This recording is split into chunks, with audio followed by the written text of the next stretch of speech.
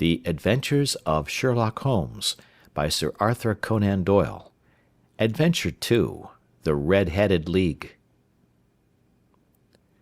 I had called upon my friend, Mr. Sherlock Holmes, one day in the autumn of last year, and found him in deep conversation with a very stout, florid-faced, elderly gentleman with fiery red hair. With an apology for my intrusion, I was about to withdraw, when Holmes pulled me abruptly into the room and closed the door behind me. "You could not possibly have come at a better time, my dear Watson," he said cordially. "I was afraid that you were engaged." "So I am, very much so." "Then I can wait in the next room." "Not at all. This gentleman, Mr. Wilson, has been my partner and helper in many of my most successful cases, and I have no doubt that he will be of the utmost use to me and yours also." The stout gentleman half rose from his chair and gave a bob of greeting, with a quick little questioning glance from his small, fat, encircled eyes. "Try the settee," said Holmes, relapsing into his armchair and putting his fingertips together, as was his custom when in judicial moods. "I know, my dear Watson, that you share my love of all that is bizarre and outside the conventions and humdrum routine of everyday life. You have shown your relish for it by the enthusiasm which has prompted you to chronicle, and, if you will excuse my saying so, somewhat to embellish so many of my own little adventures." "Your cases have indeed been of the greatest interest to me," I observed. "You will remember that I remarked the other day, just before we went into the very simple problem presented by Miss Mary Sutherland, that for strange effects and extraordinary combinations we must go to life itself, which is always far more daring than any effort of the imagination." "A proposition which I took the liberty of doubting." "You did, Doctor, but none the less you must come round to my view, for otherwise I shall keep on piling fact upon fact on you until your reason breaks down under them and acknowledges me to be right. Now, Mr. Jabez Wilson here has been good enough to call upon me this morning, and to begin a narrative which promises to be one of the most singular which I have listened to for some time. You have heard me remark that the strangest and most unique things are very often connected not with the larger but with the smaller crimes, and occasionally, indeed, where there is room for doubt whether any positive crime has been committed. As far as I have heard, it is impossible for me to say whether the present case is an instance of crime or not, but the course of events is certainly among the most singular that I have ever listened to. Perhaps, Mr. Wilson, you would have the great kindness to recommence your narrative. I ask you not merely because my friend Dr. Watson has not heard the opening part, but also because the peculiar nature of the story makes me anxious to have every possible detail from your lips. As a rule, when I have heard some slight indication of the course of events, I am able to guide myself by thousands of other similar cases which occur to my memory. In the present instance, I am forced to admit that the facts are, to the best of my belief, unique." The portly client puffed out his chest with an appearance of some little pride, and pulled a dirty and wrinkled newspaper from the inside pocket of his greatcoat. As he glanced down the advertisement column, with his head thrust forward and the paper flattened out upon his knee, I took a good look at the man and endeavoured, after the fashion of my companion, to read the indications which might be presented by his dress or appearance. I did not gain very much, however, by my inspection. Our visitor bore every mark of being an average, commonplace British tradesman, obese, pompous, and slow.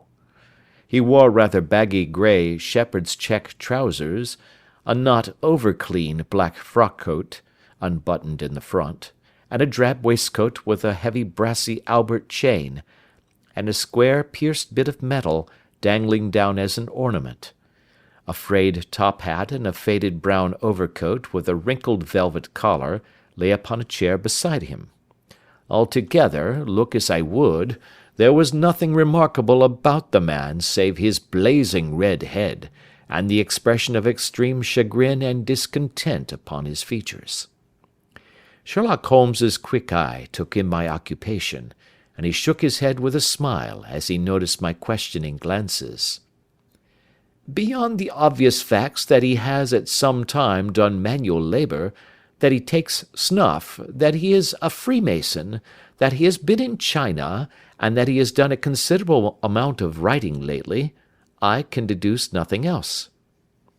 Mr. Jabez Wilson started up in his chair, with his forefinger upon the paper, but his eyes upon my companion.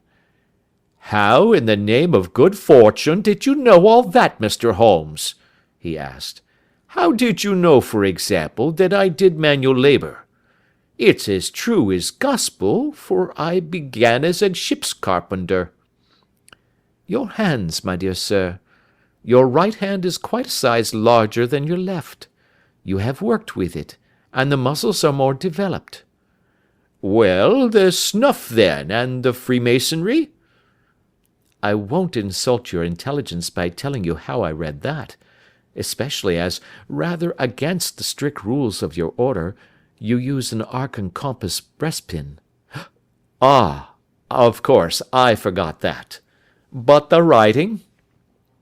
"What else can be indicated by that right cuff so very shiny for 5 inches, and the left one with the smooth patch near the elbow where you rested upon the desk?"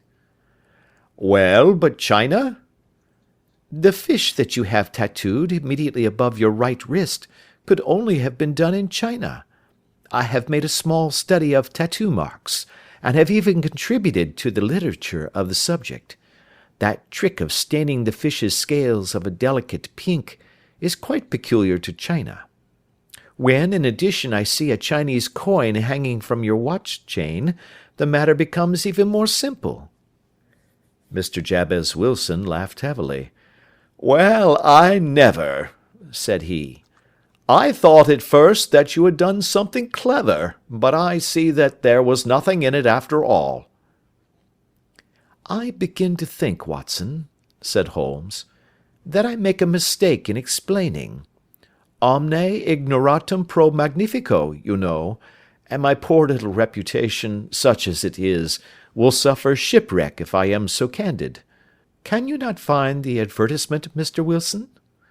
"Yes, I have got it now," he answered with his thick red finger planted halfway down the column. "Here it is. This is what began it all. You just read it for yourself, sir." I took the paper from him and read as follows: "To the Red-Headed League. On account of the bequest of the late Ezekiah Hopkins, of Lebanon, Pennsylvania, USA, there is now another vacancy open which entitles a member of the League to a salary of £4 a week for purely nominal services. All red-headed men who are sound in body and mind, and above the age of 21 years, are eligible. Apply in person on Monday at 11 o'clock to Duncan Ross, at the offices of the League, 7 Pope's Court, Fleet Street." "What on earth does this mean?" I ejaculated after I had twice read over the extraordinary announcement. Holmes chuckled and wriggled in his chair, as was his habit when in high spirits. "It is a little off the beaten track, isn't it?" said he. "And now, Mr. Wilson, off you go at scratch and tell us all about yourself, your household, and the effect which this advertisement had upon your fortunes. You will first make a note, Doctor, of the paper and the date." "It is the Morning Chronicle of April 27, 1890, just 2 months ago." "Very good. Now, Mr. Wilson?" "Well, it is just as I have been telling you, Mr. Sherlock Holmes," said Jabez Wilson, mopping his forehead. "I have a small pawnbroker's business at Coburg Square, near the city.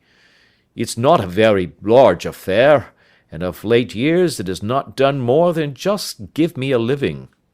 I used to be able to keep 2 assistants, but now I only keep 1, and I would have a job to pay him but that he is willing to come for half wages so as to learn the business." "What is the name of this obliging youth?" asked Sherlock Holmes. "His name is Vincent Spaulding, and he's not such a youth either. It's hard to say his age. I should not wish a smarter assistant, Mr. Holmes, and I know very well that he could better himself and earn twice what I am able to give him. But, after all, if he is satisfied, why should I put ideas in his head?" "Why, indeed? You seem most fortunate in having an employee who comes under the full market price. It is not a common experience among employers in this age.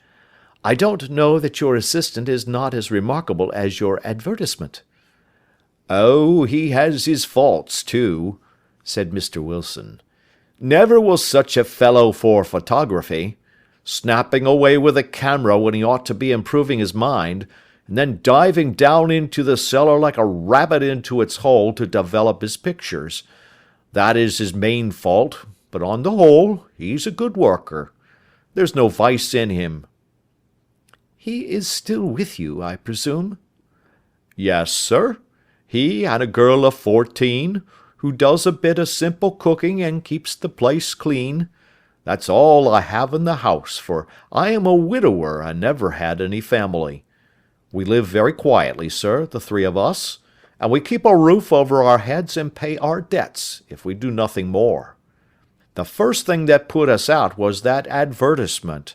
Spaulding, he came down into the office just this day 8 weeks, with this very paper in his hand, and he says, 'I wish to the Lord, Mr. Wilson, that I was a red-headed man.' 'Why that?' I asks. 'Why,' says he, 'here's another vacancy on the League of the Red-Headed Men. It's worth quite a little fortune to any man that gets it, and I understand that there are more vacancies than there are men, so that the trustees are at their wits' end what to do with the money. If my hair would only change colour, here's a nice little crib all ready for me to step into.' 'Why, what is it, then?' I asked. You see, Mr. Holmes, I am a very stay-at-home man, and as my business come to me instead of my having to go to it, I was often weeks on end without putting my foot over the doormat. In that way, I didn't know much of what was going on outside, and I was always glad of a bit of news. Have you never heard of the League of the Red-Headed Men?' he asked with his eyes open. 'Never.' 'Why, I wonder at that, for you are eligible yourself for one of the vacancies.' 'And what are they worth?' I asked. 'Oh, merely a couple of hundred a year, but the work is slight, and it need not interfere very much with one's other occupations.' Well, you can easily think that that made me prick up my ears, for the business has not been over good for some years, and an extra couple of hundred would have been very handy.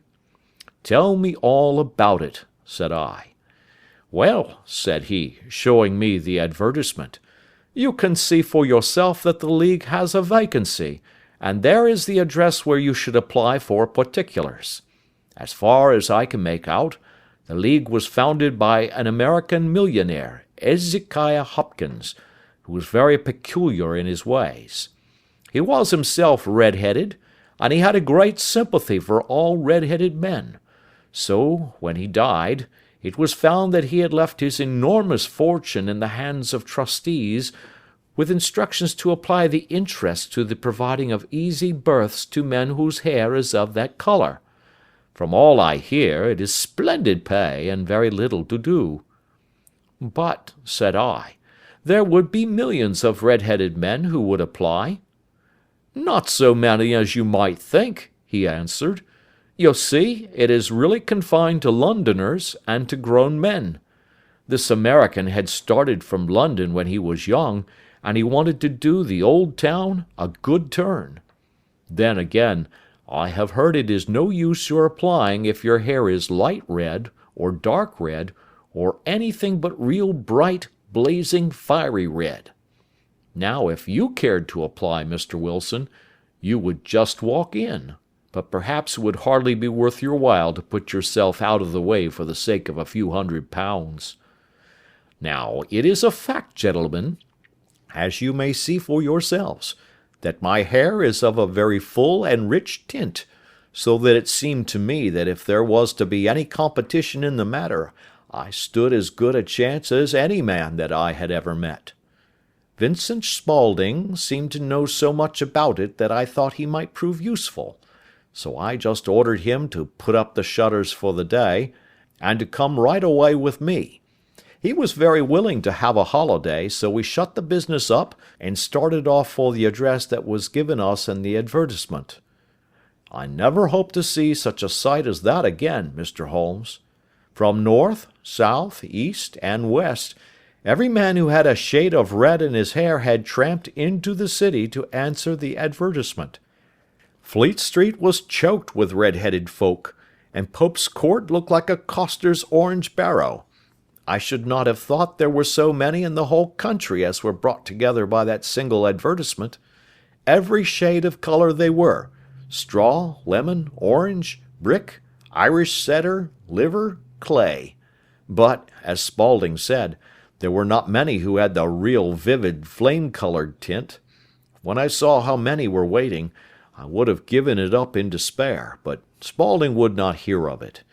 How he did it, I could not imagine, but he pushed and pulled and butted until he got me through the crowd, and right up to the steps which led to the office. There was a double stream upon the stair, some going up in hope, and some coming back dejected, but we wedged in as well as we could, and soon found ourselves in the office. "Your experience has been a most entertaining one," remarked Holmes, as his client paused and refreshed his memory with a huge pinch of snuff. "Pray continue your very interesting statement." There was nothing in the office but a couple of wooden chairs and a deal table, behind which sat a small man with a head that was even redder than mine. He said a few words to each candidate as he came up, and then he always managed to find some fault in them which would disqualify them. Getting a vacancy did not seem to be such a very easy matter, after all. However, when our turn came, the little man was much more favourable to me than to any of the others, and he closed the door as we entered, so that he might have a private word with us. "This is Mr. Jabez Wilson," said my assistant, "and he is willing to fill a vacancy in the league."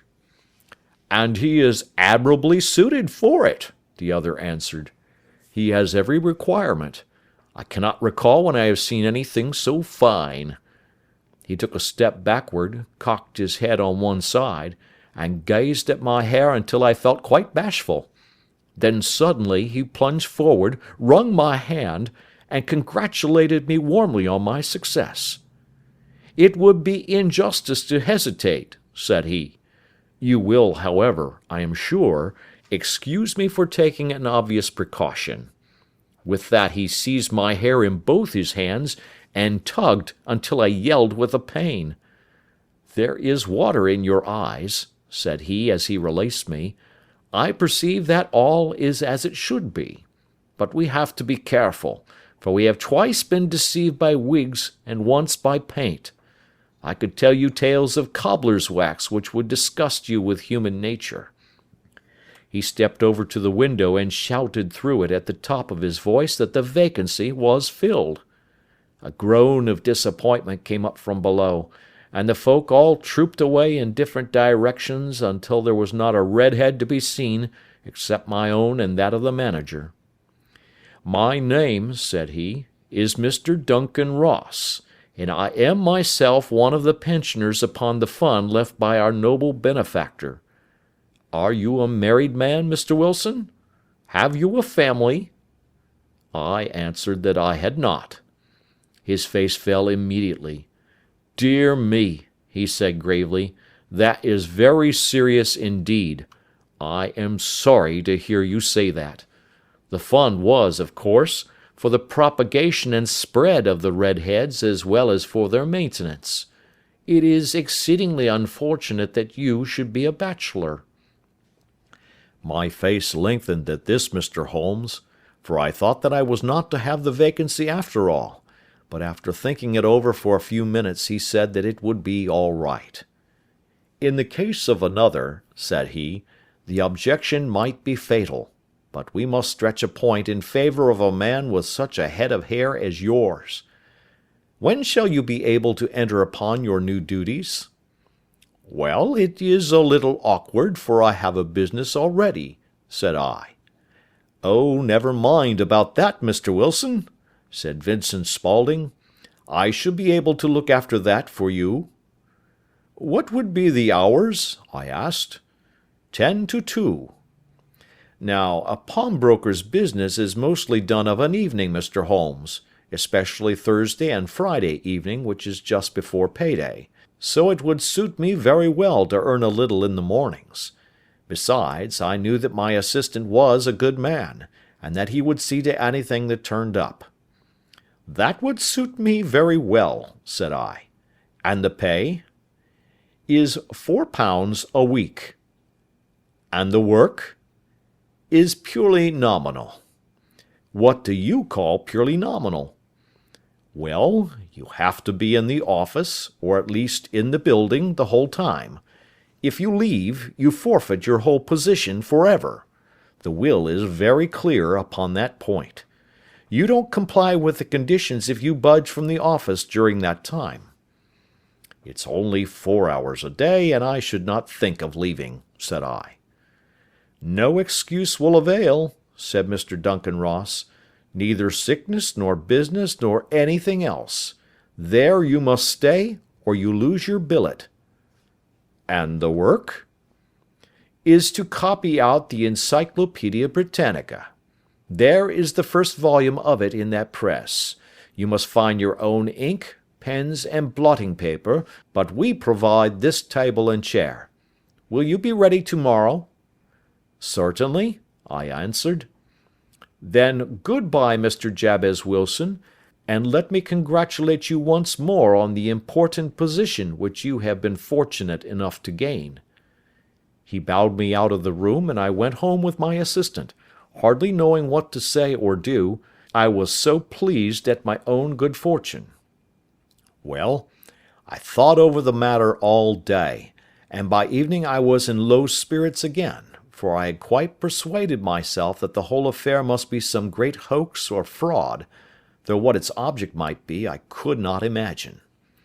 It seemed altogether past belief that anyone could make such a will, or that they would pay such a sum for doing anything so simple as copying out the Encyclopaedia Britannica. Vincent Spaulding did what he could to cheer me up, but by bedtime I had reasoned myself out of the whole thing. However, in the morning I determined to have a look at it anyhow, so I bought a penny bottle of ink, and with a quill pen and 7 sheets of foolscap paper, I started off for Pope's Court. Well, to my surprise and delight, everything was as right as possible. The table was set out ready for me, and Mr. Duncan Ross was there to see that I got fairly to work. He started me off upon the letter A, and then he left me, but would drop in from time to see that all was right with me. At 2 o'clock he bade me good day, complimented me upon the amount that I had written, and locked the door of the office after me. This went on for day after day, Mr. Holmes, and on Saturday the manager came in and planked down 4 golden sovereigns for my week's work. It was the same next week, and the same the week after. Every morning I was there at 10, and every afternoon I left at 2. By degrees Mr. Duncan Ross took to coming in only once of a morning, and then, after a time, he did not come in at all. Still, of course, I never dared to leave the room for an instant, for I was not sure when he might come, and the billet was such a good one, and suited me so well, that I would not risk the loss of it. 8 weeks passed away like this, and I had written about abbots, and archery, and armour, and architecture in Attica, and hoped with diligence that I might get on to the bees before very long. It cost me something in foolscap, and I had pretty nearly filled a shelf with my writings, and then suddenly the whole business came to an end. To an end? Yes, sir, and no later than this morning. I went to my work as usual at 10 o'clock, but the door was shut and locked, with a little square of cardboard hammered on to the middle of the panel with a tack. Here it is, and you can read for yourself."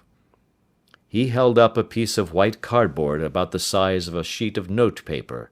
It read in this fashion: "The Red-Headed League is dissolved. October 9, 1890.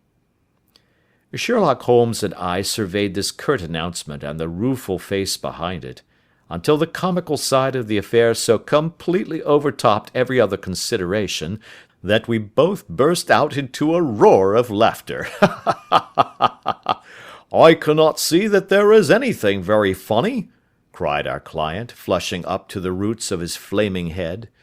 "If you can do nothing better than laugh at me, I can go elsewhere."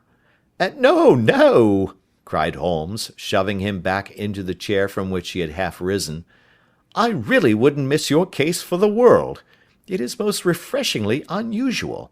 But there is, if you will excuse my saying so, something just a little funny about it.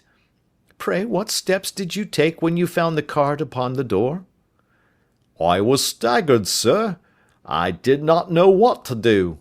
Then I called at the offices round, but none of them seemed to know anything about it.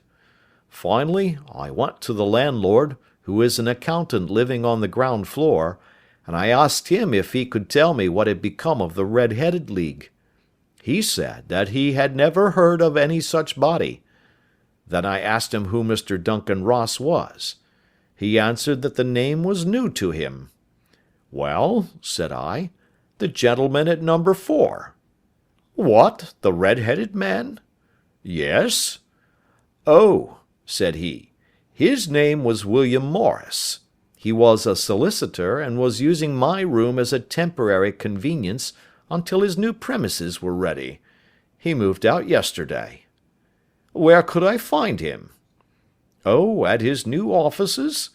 He did tell me the address. Yes, 17 King Edward Street, near St. Paul's.' I started off, Mr. Holmes, but when I got to that address it was a manufactory of artificial knee-caps, and no one in it had ever heard of either Mr. William Morris or Mr. Duncan Ross." "And what did you do then?" asked Holmes. "I went home to Saxe Coburg Square, and I took the advice of my assistant. But he could not help me in any way. He could only say that if I waited I should hear by post. But that was not quite good enough, Mr. Holmes. I did not wish to lose such a place without a struggle. So, as I have heard that you were good enough to give advice to poor folk who were in need of it, I came right away to you." "And you did very wisely," said Holmes. "Your case is an exceedingly remarkable one, and I shall be happy to look into it. From what you have told me, I think it is possible that graver issues hang from it than might at first sight appear." "Grave enough," said Mr. Jabez Wilson. "Why, I have lost £4 a week." "As far as you are personally concerned," remarked Holmes, "I do not see that you have any grievance against this extraordinary league. On the contrary, you are, as I understand, richer by some £30, to say nothing of the minute knowledge which you have gained on every subject which comes under the letter A. You have lost nothing by them." "No, sir, but I want to find out about them, and who they are, and what their object was in playing this prank, if it was a prank, upon me. It was a pretty expensive joke for them, for it cost them £32. "We shall endeavour to clear up these points for you. And first, 1 or 2 questions, Mr. Wilson. This assistant of yours, who first called your attention to the advertisement, how long has he been with you?" "About a month, then." "How did he come?" "In answer to an advertisement." "Was he the only applicant?" "No, I had a dozen." "Why did you pick him?" "Because he was handy and would come cheap." "At half wages, in fact?" "Yes." "What is he like, this Vincent Spaulding?" Small, stout built, very quick in his ways, no hair on his face, though he's not short of 30. Has a white splash of acid upon his forehead." Holmes sat up in his chair in considerable excitement. "I thought as much," said he. "Have you ever observed that his ears are pierced for earrings?" "Yes, sir. He told me that a gipsy had done it for him when he was a lad." Said Holmes, sinking back in deep thought. "He is still with you?" "Oh, yes, sir. I have only just left him." "And has your business been attended to in your absence?" "Nothing to complain of, sir. There's never very much to do of a morning." "That will do, Mr. Wilson. I shall be happy to give you an opinion upon the subject in the course of a day or two. To-day is Saturday, and I hope that by Monday we may come to a conclusion." "Well, Watson," said Holmes, when our visitor had left us, "what do you make of it all?" "I make nothing of it," I answered frankly. "It is a most mysterious business." "As a rule," said Holmes, "the more bizarre a thing is, the less mysterious it proves to be. It is your commonplace, featureless crimes which are really puzzling, just as a commonplace face is the most difficult to identify. But I must be prompt over this matter." "What are you going to do, then?" I asked. "To smoke," he answered. "It is quite a three-pipe problem, and I beg that you won't speak to me for 50 minutes."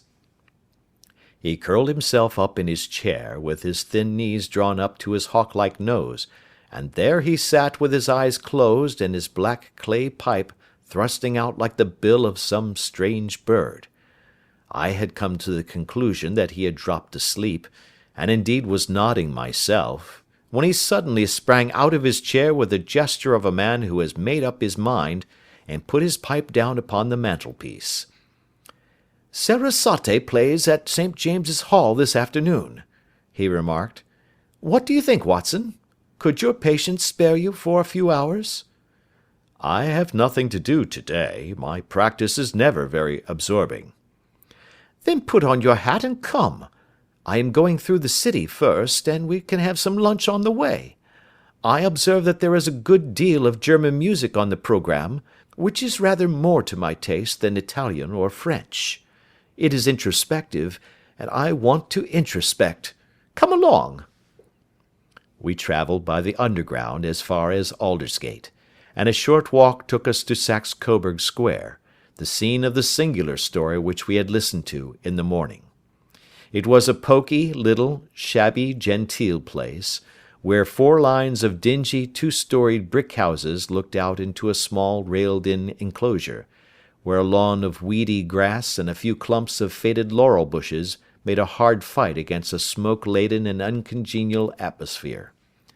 3 gilt balls and a brown board with Jabez Wilson in white letters upon a corner house announced the place where our red-headed client carried on his business. Sherlock Holmes stopped in front of it with his head on one side and looked it all over, with his eyes shining brightly between puckered lids. Then he walked slowly up the street, and then down again to the corner, still looking keenly at the houses. Finally he returned to the pawnbroker's, and, having thumped vigorously upon the pavement with his stick 2 or 3 times, he went up to the door and knocked.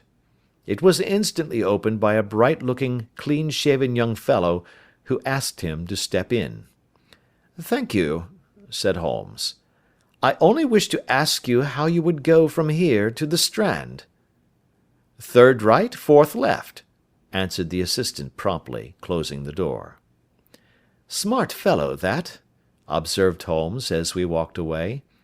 "He is, in my judgment, the 4th smartest man in London, and for daring I am not sure that he has not a claim to be 3rd. I have known something of him before."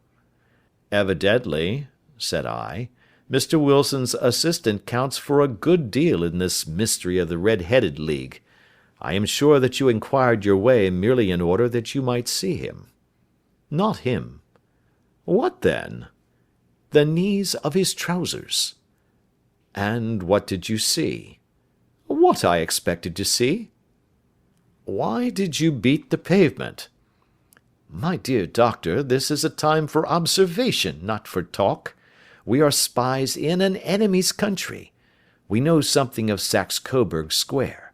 Let us now explore the parts which lie behind it." The road in which we found ourselves, as we turned round the corner from the retired Saxe Coburg Square, presented as great a contrast to it as the front of a picture does to the back. It was one of the main arteries which conveyed the traffic of the city to the north and west. The roadway was blocked with the immense stream of commerce flowing in a double tide inward and outward, while the footpaths were black with the hurrying swarm of pedestrians. It was difficult to realize, as we looked at the line of fine shops and stately business premises, that they really abutted on the other side upon the faded and stagnant square which we had just quitted. "Let me see," said Holmes, standing at the corner and glancing along the line. "I should like just to remember the order of the houses here. It is a hobby of mine to have an exact knowledge of London. There is Mortimer's, the tobacconist, the Coburg branch of the City and Suburban Bank, the Vegetarian Restaurant, and McFarlane's Carriage Building Depot. That carries us right on to the other block. And now, doctor, we've done our work, so it's time we had some play.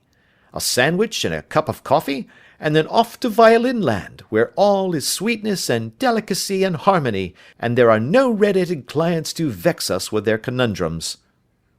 My friend was an enthusiastic musician, being himself not only a very capable performer, but a composer of no ordinary merit. All the afternoon he sat in the stalls, wrapped in the most perfect happiness, gently waving his long, thin fingers in time to the music, while his gently smiling face and his languid, dreamy eyes were as unlike those of Holmes the sleuth-hound, Holmes the relentless, keen-witted, ready-handed criminal agent, as it was possible to conceive. In his singular character, the dual nature alternately asserted itself, and his extreme exactness and astuteness represented, as I have often thought, the reaction against the poetic and contemplative mood which occasionally predominated in him.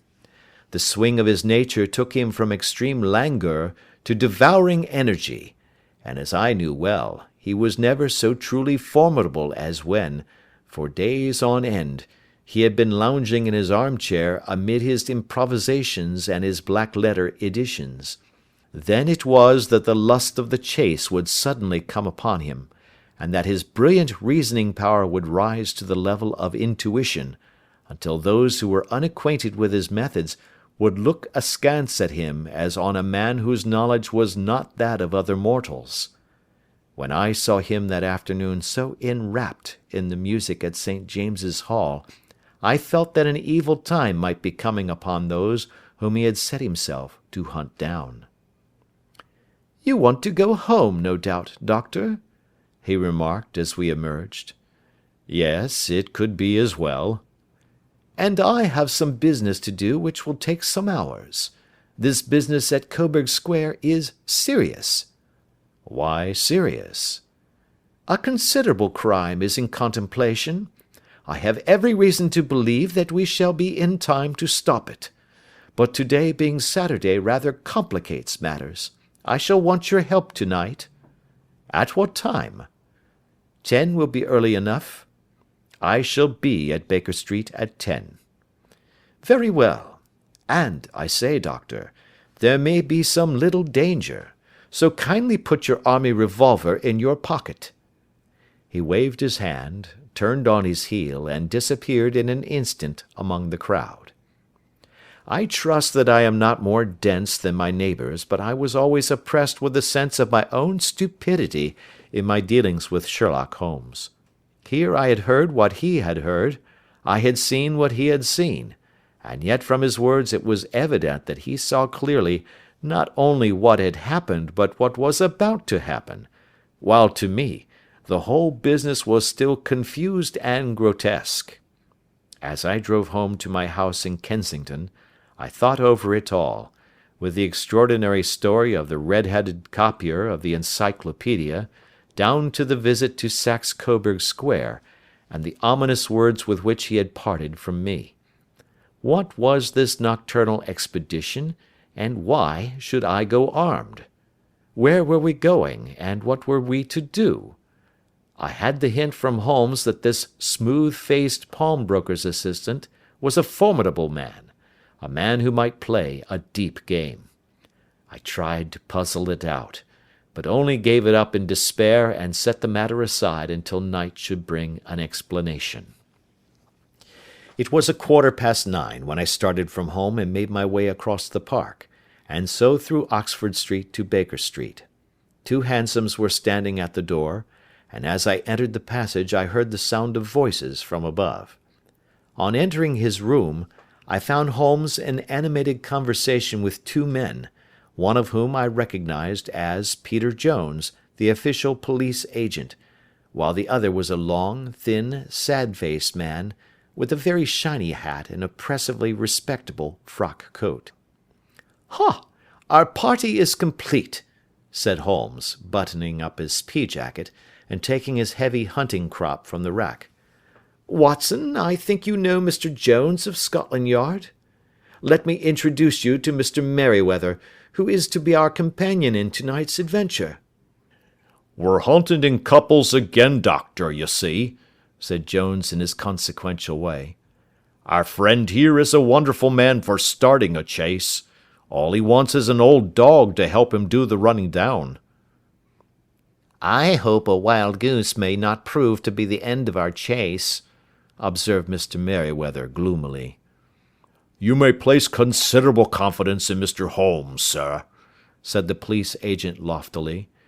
"He has his own little methods, which are, if you won't mind my saying so, just a little too theoretical and fantastic, but he has the makings of a detective in him. It is not too much to say that once or twice, as in that business of the Sholto murder and the Agra treasure, he has been more nearly correct than the official force." "Oh, if you say so, Mr. Jones, it is all right," said the stranger with deference. "Still, I confess that I miss my rubber. It is the first Saturday night for 27 years that I have not had my rubber." "I think you will find," said Sherlock Holmes, "that you will play for a higher stake tonight than you have ever done yet, and that the play will be more exciting. For you, Mr. Merryweather, the stake will be some £30,000, and for you, Jones, it will be the man upon whom you wish to lay your hands." "John Clay, the murderer, thief, smasher, and forger. He's a young man, Mr. Merryweather, but he is at the head of his profession, and I would rather have my bracelets on him than on any criminal in London. He's a remarkable man, is young John Clay. His grandfather was a royal duke, and he himself has been to Eton and Oxford. His brain is as cunning as his fingers, and though we meet signs of him at every turn, we never know where to find the man himself. He'll crack a crib in Scotland one week, and be raising money to build an orphanage in Cornwall the next.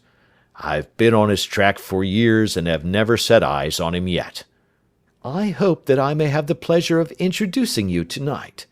I've had 1 or 2 little turns also with Mr. John Clay, and I agree with you that he is at the head of his profession. It is past 10, however, and quite time that we started. If you two will take the first hansom, Watson and I will follow in the second." Sherlock Holmes was not very communicative during the long drive, and lay back in the cab humming the tunes which he had heard in the afternoon. We rattled through an endless labyrinth of gas-lit streets until we emerged into Farrington Street. "We are close there now," my friend remarked. "This fellow Merryweather is a bank director, and personally interested in the matter. I thought it as well to have Jones with us also. He is not a bad fellow, though an absolute imbecile in his profession. He has one positive virtue: he is as brave as a bulldog, and as tenacious as a lobster if he gets his claws upon anyone. Here we are, and they are waiting for us." We had reached the same crowded thoroughfare in which we had found ourselves in the morning. Our cabs were dismissed, and following the guidance of Mr. Merryweather, we passed down a narrow passage and through a side door, which he opened for us. Within there was a small corridor, which ended in a very massive iron gate. This also was opened, and led down a flight of winding stone steps, which terminated at another formidable gate. Mr. Merryweather stopped to light a lantern, and then conducted us down a dark, earth-smelling passage, and so, after opening a third door, into a huge vault or cellar, which was piled all round with crates and massive boxes. "You are not very vulnerable from above," Holmes remarked as he held up the lantern and gazed about him. "Nor from below," said Mr. Merryweather, striking his stick upon the flags which lined the floor. "Why, dear me, it sounds quite hollow," he remarked, looking up in surprise. "I must really ask you to be a little more quiet," said Holmes severely. "You have already imperilled the whole success of our expedition.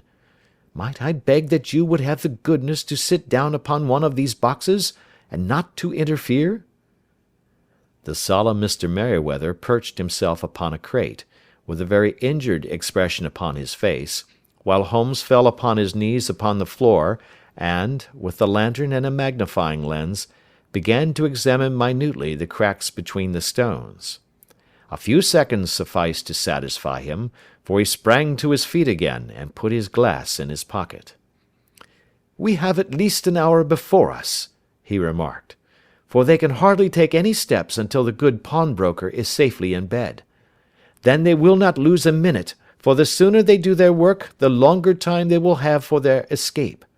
We are at present, Doctor, as no doubt you have divined, in the cellar of the City branch of one of the principal London banks.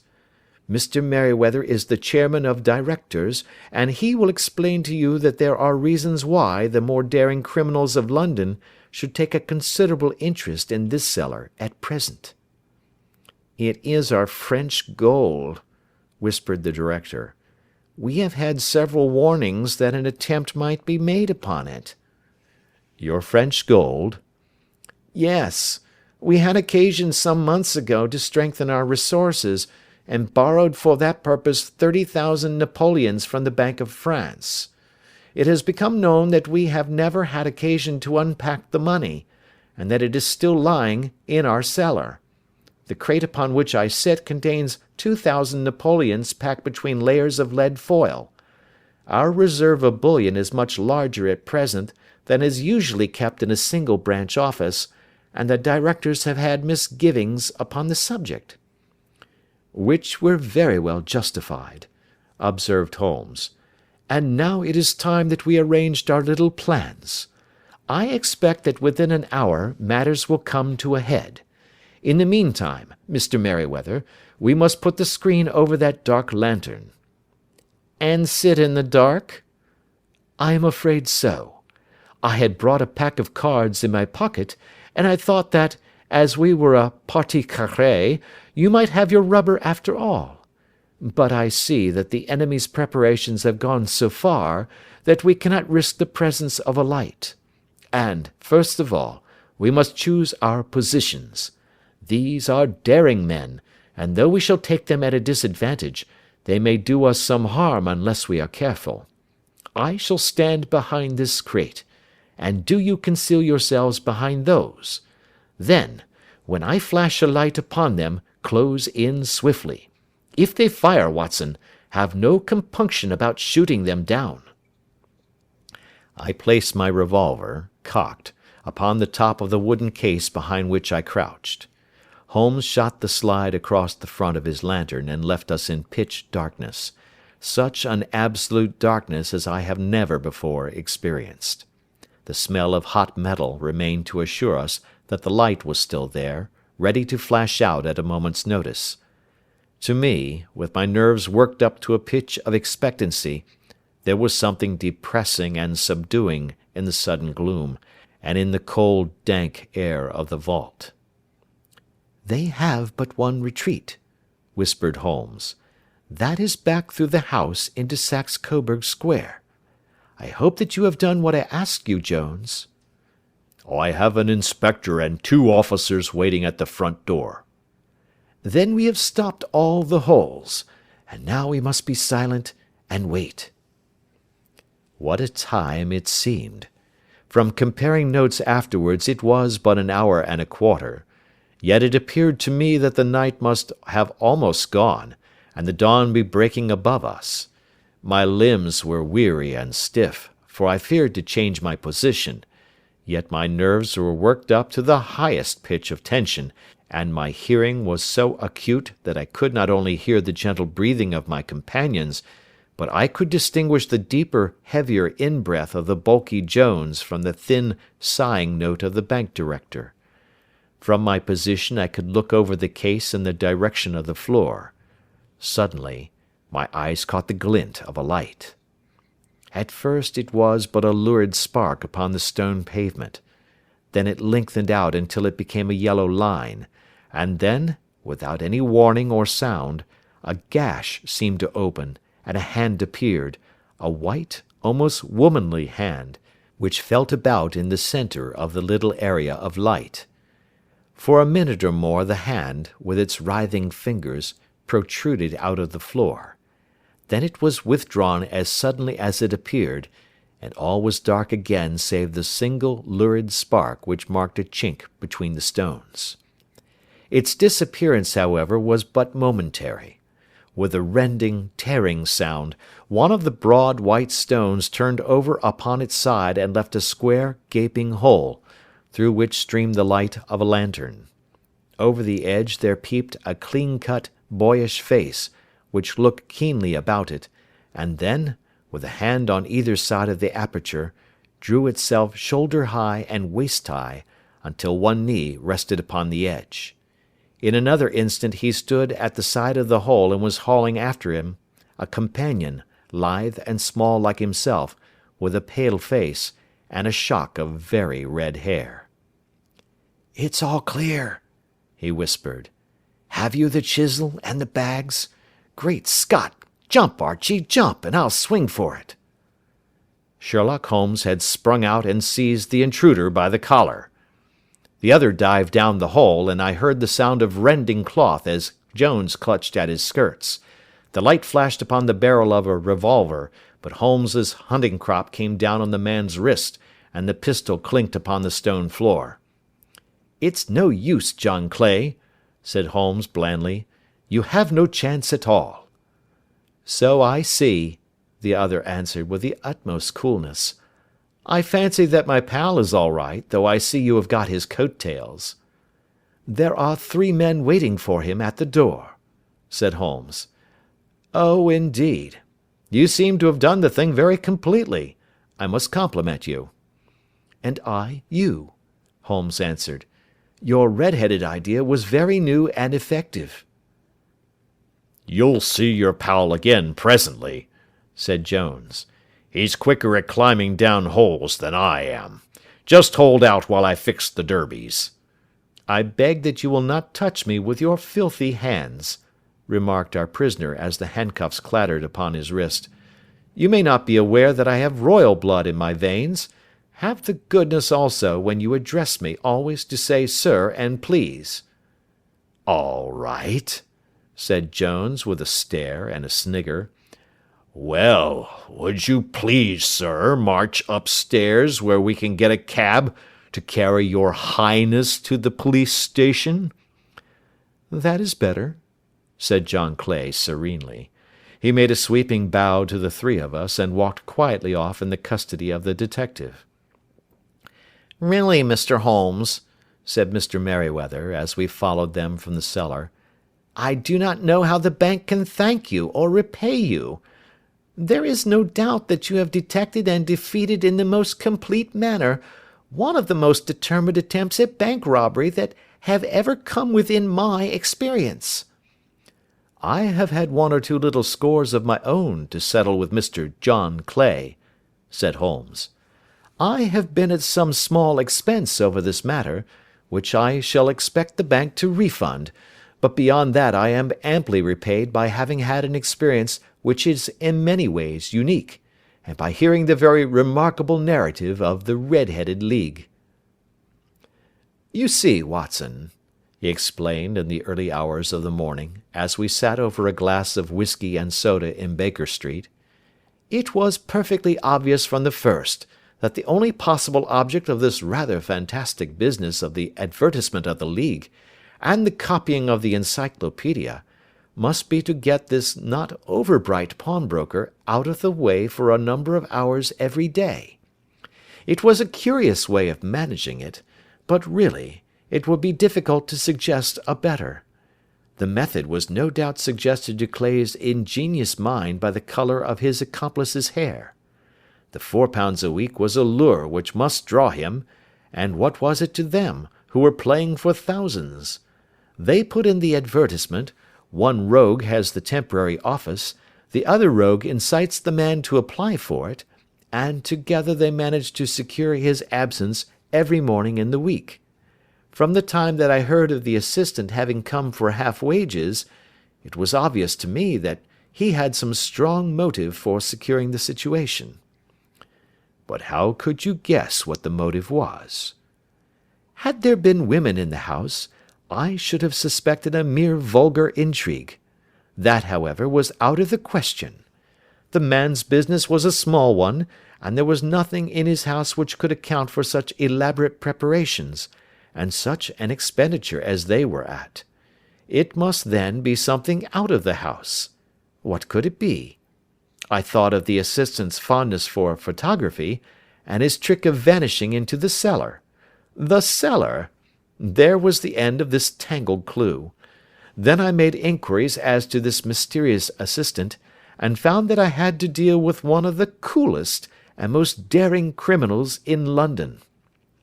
He was doing something in the cellar, something which took many hours a day for months on end. What could it be, once more?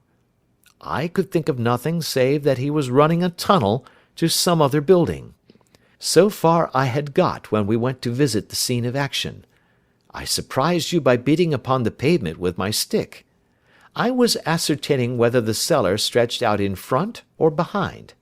It was not in front.